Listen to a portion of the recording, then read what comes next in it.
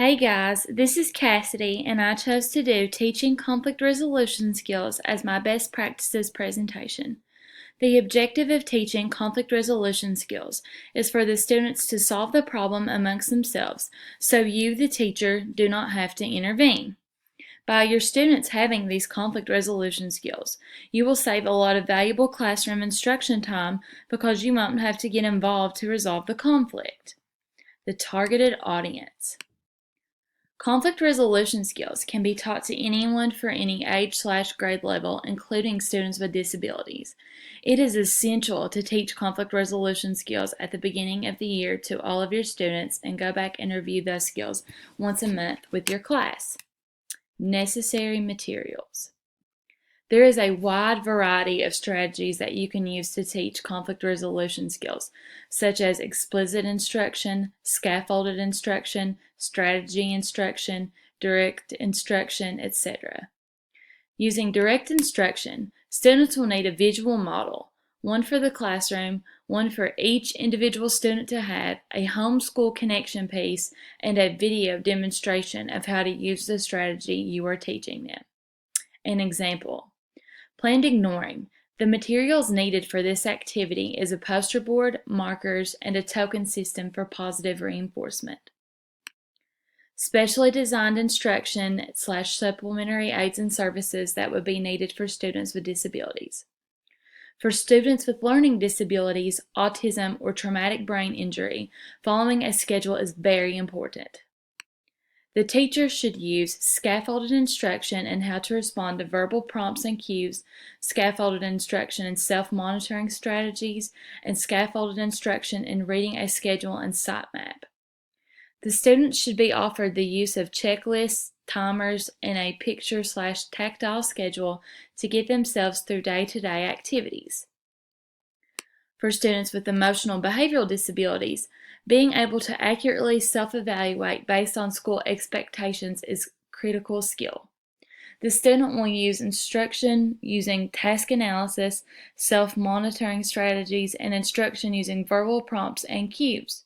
The student will use picture cues, work systems, and rubrics/scoring guides to access the curriculum. For students with learning disabilities and emotional/behavioral disabilities, on-task behavior is a critical skill. The teacher will use explicit instruction in how to use self-talk. They will model self-modeling to the student and use explicit instruction in how to respond to cueing, verbal, nonverbal, visual, picture, photo, etc. The student will use modified tests and assignments, extended time and redirection, and corrective feedback, and behavior tracks. Examples.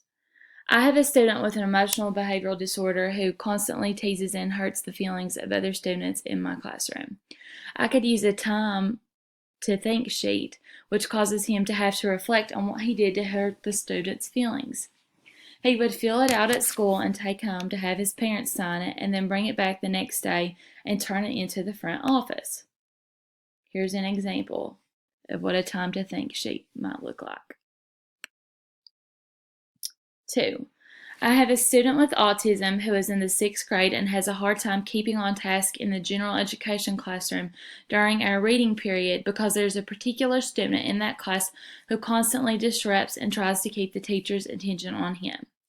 I chose to employ planned ignoring in my classroom and see if that helped my student with autism and caused my disruptive student's behavior to decrease. For every time my student stayed on task when the other was acting up during class, I gave him a Cardinal Cash, fake money. The Cardinal Cash will hopefully motivate him to stay on task so he will receive a prize at the end of the week. 3. I have a student with a learning disability who is a 6th grader. The student that picks on him has class with him and makes fun of him when he reads or talks. This student could also use the strategy planned ignoring because bullies like to feel powerful. If this student ignores the bully and acts like he is not there, this bully will feel powerless and will be likely to stop. Explanation of the procedures. Number 1. Direct instruction on expectations. You want to be very clear about what your expectations are. 2. You model the procedures. You need to model to your students the procedures that you want them to follow. 3. Practice the procedures and expectations with your students. It is important to collect baseline data and then continue to collect data weekly to determine the progress of the procedures being implemented in your classroom. If the procedure you are using doesn't work, try a different strategy. One example. Planned ignoring teaches students how to stay on task when other people around them are being disruptive and acting out in the classroom. This strategy works well, particularly with students with behavioral disabilities for grades 6 through 8. Number 1. Teacher asks students why it is important to study and learn. Number 2. Teacher goes through and asks students to give some examples as to why sometimes they are unable to learn as much within the classroom because of being distracted by their peers. Teacher writes 3 rules: do not look at the person, do not say anything, and keep working. Number 3. Teacher has the students break up into 3 groups and has each group fix a poster, list the steps, and draw a picture to demonstrate the steps.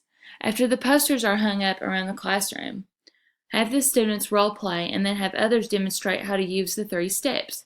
To motivate the students, tell them they can earn classroom tokens when they follow the steps. 4. Choose what token system you want that best fits the needs of your classroom. For example, all of my students would start each day with 3 Cardinal Cash. Cardinal Cash is fake money that students can earn, and once you have so much, you can earn a prize such as 5 minutes of free time, a soda, candy bar, etc. They will lose a Cardinal Cash every time they do not get on task within 30 seconds of me saying directions. They can earn up to 1 Cardinal Cash a day. Once a student reaches 10 Cardinal Cash, they can cash in for a prize. As I mentioned before, you should periodically review the steps at least once a month and continually reinforce the appropriate behavior for positive results. You should also be taking weekly data on student progress and make changes to the intervention based on student growth. Resources. The resources for this handout came from the following websites. Informative assessment questions. Number 1. Which strategy would you be most likely to use to teach conflict resolution skills? Number 2. If you had a student who exhibited a challenging behavior with peers, what type of conflict resolution strategy would you use? Number 3. What do you anticipate to be the reason you will use conflict resolution skills in your classroom? The behaviors that you will encounter.